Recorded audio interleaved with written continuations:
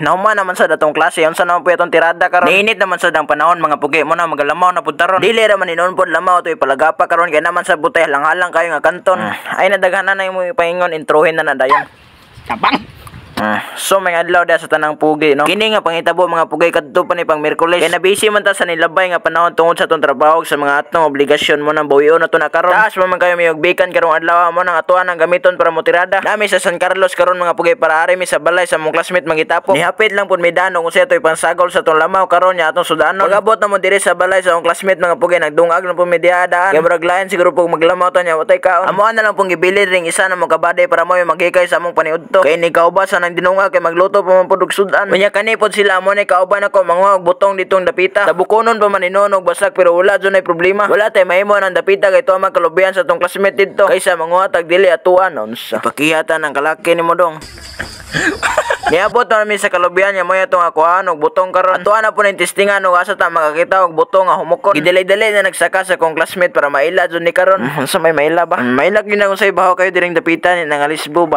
Move on to diring dapita kay mga langaw nag-celebrate ra. Kob lang mo diring dapita kay mulagapak kun mi gamuha. Unang tagag pa man mo na atuan ang tanawon kung sakto ba ang unod niya. Lamon pa man ang unod aning butonga mo nang ni suggest mi kanang maguwang na lang poy kuha. Usa ra gud pod kabuli among gikuha mga pugi. Balik pito ra ka butong ang among gipataga. Maila ra man sa naon niya kana naman po'y mulagapak. Mao na ne. Para na mao naman jud ni. Mao naman jud ni ang paraan para mawalang kaigang sa tong kalawasan. Mao nang kamo diha unsa pa may inyong giulat paglamaw na po mo ginyuha. Hani man. Nagdala na lang po midano sudanan para dili na kami mahirapan. Para dili na lang po na mo kuskuson mga pugi kay aran layo ara jud didto. Awa hapit na mo apaw. Ang nakanindot lang po daring butunga mga pugi kay dako gid kayo siya bagol-bagol ba. Tanawa murag mamaros iyang ulo no. Unsa pa na imong tirada diha? Ato aning tilawan no aslom ba. Uy, aslom gid ay. Aslom gid na dong mamaro na sa imong naong. Grabe po ka sa kuha no. Kanya sakto po kayo kay paguli na mo nalata na po ang kanton. Grabe gihimo naman kaguran imong baba. Okay naman kayo ang plastada sa atong butong nga sinaka.